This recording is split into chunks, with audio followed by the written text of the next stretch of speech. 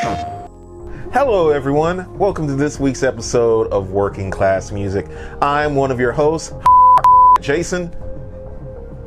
I'm Tia. And on this week's episode, we're doing a first for Working Class Music. We have yet to review an amp, so we are checking out the Orange Super Crush 100 combo. It is new for 2022, and with the tube shortage going on, figure it's kind of appropriate. Yeah, it's good to have an alternative. Yeah. So, what is the Orange Super Crush? Oh, is that me? Yeah, that's Well, it is a 1x12 solid state amp with 2-channel JFET preamp design and 100 watt class AB power amp. The Super Crush mimics the huge, rich, responsive tone of the Rockerverb, my favorite amp, in solid state form. Which, in this review, we've got Xander's Rockerverb to compare to. This amp comes equipped with Celestion G12H 150 speaker. One of the major updates Orange did was added a Balance XLR output with cab sim speaker emulation tech. And last but not least, we have a fancy buffered effects loop for the people that want it. Now onto the sounds. Now, on to the sound.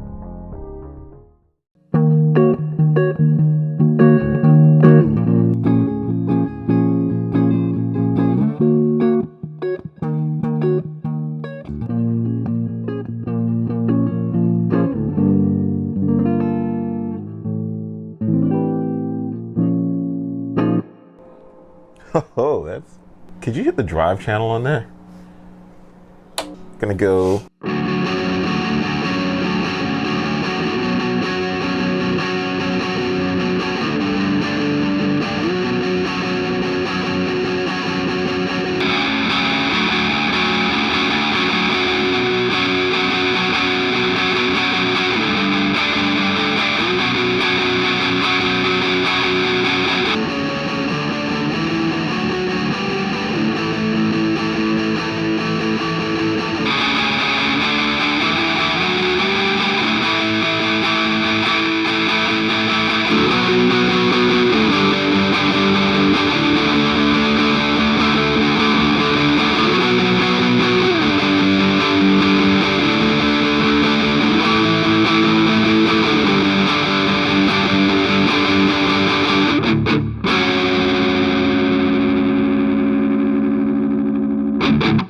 And for the effects, we're just using two. You're using the Strymon L cap and the AC Noise AMA. So let's just do a little delay.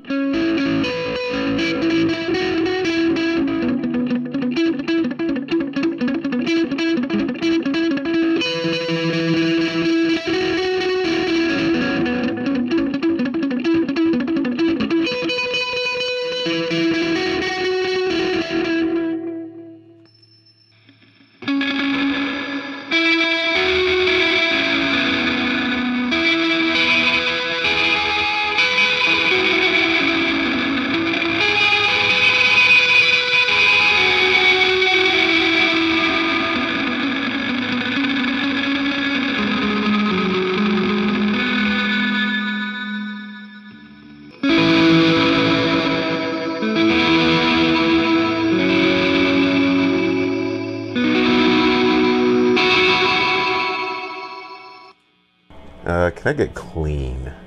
But this is gonna be a new one. Does it shoegaze?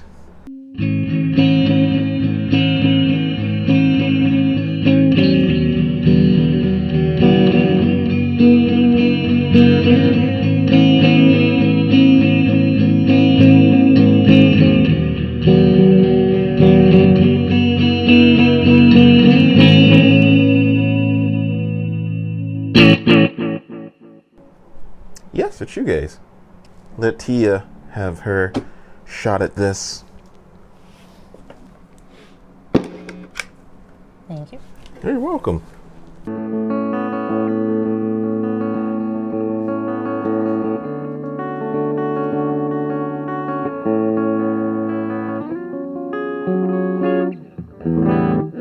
It sounds muffled. Is that just me? I think the bass is up. Like, see where the bass is? Or like maybe cut the bass and... No, the bass is like at 10. At 10? Oh, at 10. I'm thinking max 10. Oh.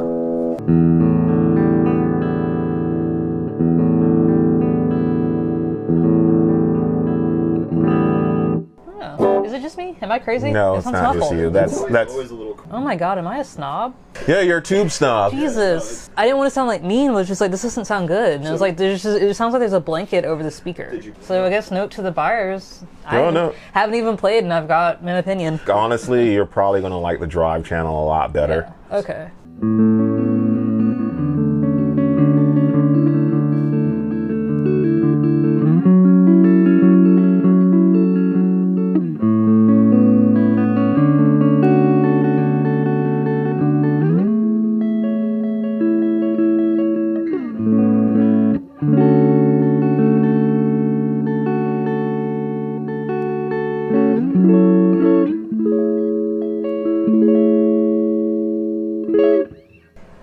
Yeah, I'm not loving this clean, so Go to the we're dirt. just gonna.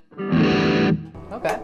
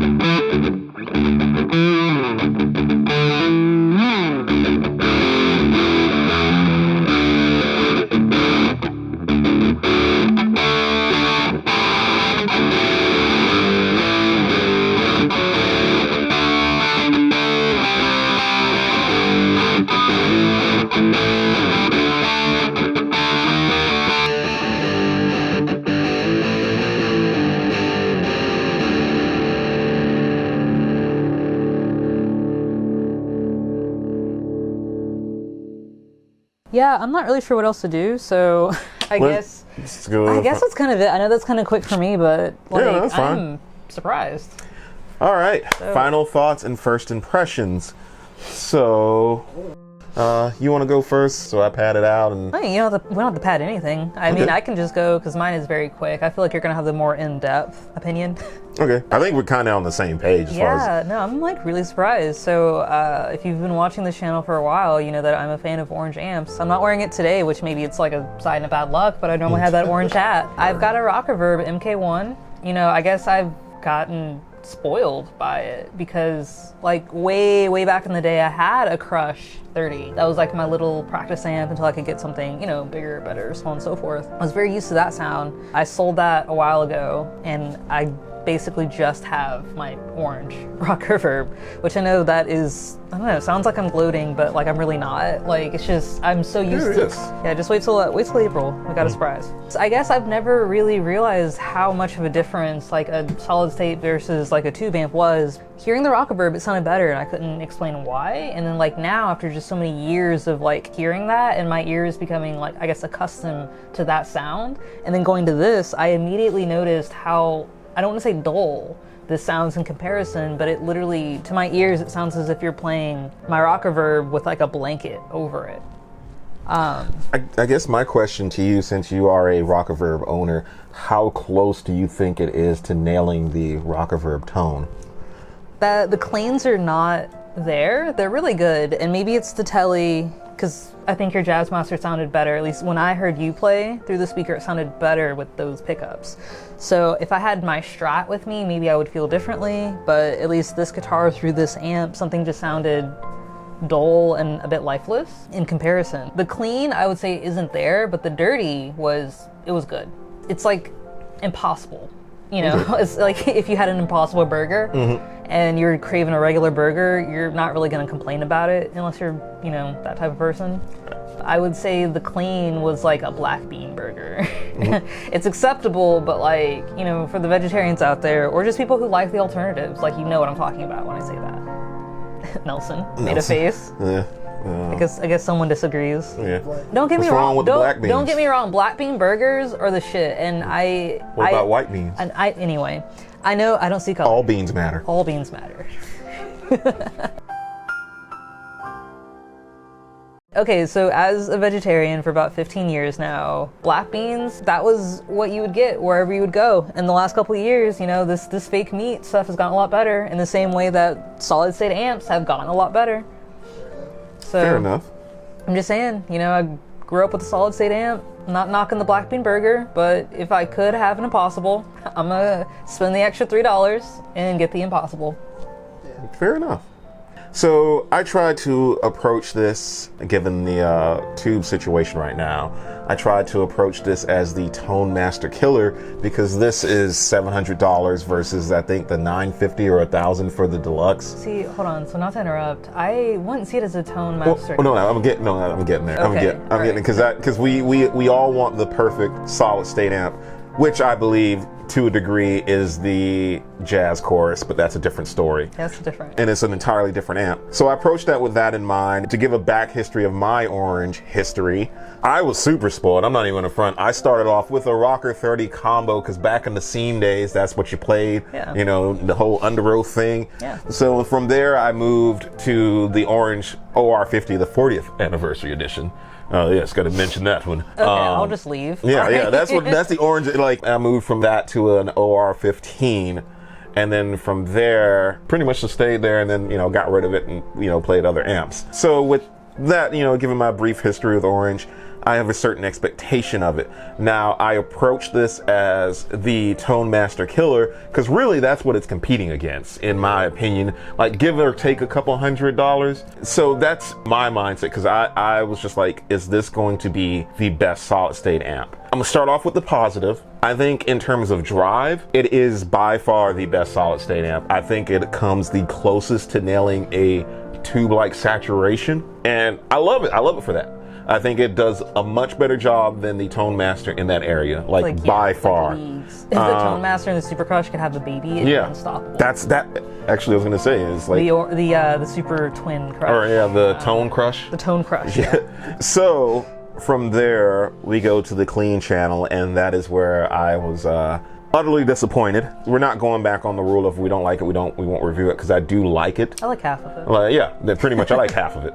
So and with our two halves, that's a yes. Yeah, and it's also a no, but we're trying to be optimistic. Yeah, well, I like the reverb on it. For a digital reverb, it sounds solid, no pun intended. But the clean left a lot to be desired, if I'm being honest. Like you said, it sounded very blankety, because I didn't realize when I had it at work, I was only playing on the dirty channel, and that's why I was like so wowed. We were just texting, and I was like, I'm really curious what your opinion is going to be to you, because I had a feeling it was going to be the same as mine, and I didn't want to ruin it. Yeah. And in short, to sum it up, I think the reverb is awesome. I think the dirty channel is the best dirty channel you can get on a solid state amp. So for $700, I don't think it's that bad. I will say, as far as the downside, the weight. It does weigh a little bit. Like, it's actually heavier than like a Marshall Origin 20 in my test of lifting amps up all day. Do we have an actual spec on how much it weighs? No, we don't. They can correct us in the comments. I'm sure they will. But weight and the clean channel. Like, with that, I didn't think it was that great of a pedal platform. I thought it was okay. I do think the Tone Master is a better pedal platform. So if you're approaching it from that angle, spend the extra money and go with the Tone Master. That's pretty much our takeaway on it. This is how we get blacklisted by Orange. No, I mean, I still love Orange products. I'm just not in love with this specific amp. Yeah. So I know that you see it as like a Tone Master killer, and I kind of see it as something different. So I see it for the people who are a fan of Orange amps, who want something that is solid state, but something that they can also gig with. So I think that crowd overlaps. See, I think in that regard, if you're playing mostly drive, yeah, and you're looking for a reliable drive heavy amp, this is it. Yeah. This is by far going to be your best bet, especially for $700. Yeah, but if you're playing cleans, I would look more towards the Tone Master, or even like a Roland. Yeah. Like a JC40, JC120, so on and so forth. Yeah. Like, honestly, if those 3 amps could have a baby. If we all weren't suffering the economic impact right now, and you could buy all 3 of those amps, I would feel comfortable recommending that. But we can't, so... I mean, at that price point, you just get a tube amp. Yeah, just get a tube amp at that price point, because they're going to be heavier than a tube amp. That's our thoughts on it. If you agree, if you disagree, please let us know. If there's like some secret sauce setting that we just didn't figure out, like actually, you know, if you roll the treble up to here, mids here, blah, blah, blah, so on and so forth. Maybe drop that in the comments too. You know, appreciate little life hacks like that on getting decent tone. Yeah. Yeah. So, I mean, I'm open to having my mind changed. We're open to being wrong. Yeah. That's an opinion. Yeah. So I'm open to changing my opinion. Yeah. Not really wrong, not really right. Just how I feel. Yeah. So, with that said, I have been Jason. That's you. And if you have yet to, please like, subscribe, and comment. Let us know all the feelings that you're feeling or any thoughts that you have. We do have merch available. We also have Patreon, which has exclusive content. We'll be doing more exclusive content on there. And if you have any suggestions on stuff you want to see, let us know. Y'all know what to do. Yeah. Yeah. So, with that said, this has been a rather informative episode of Working Class Music. And thanks. Adios.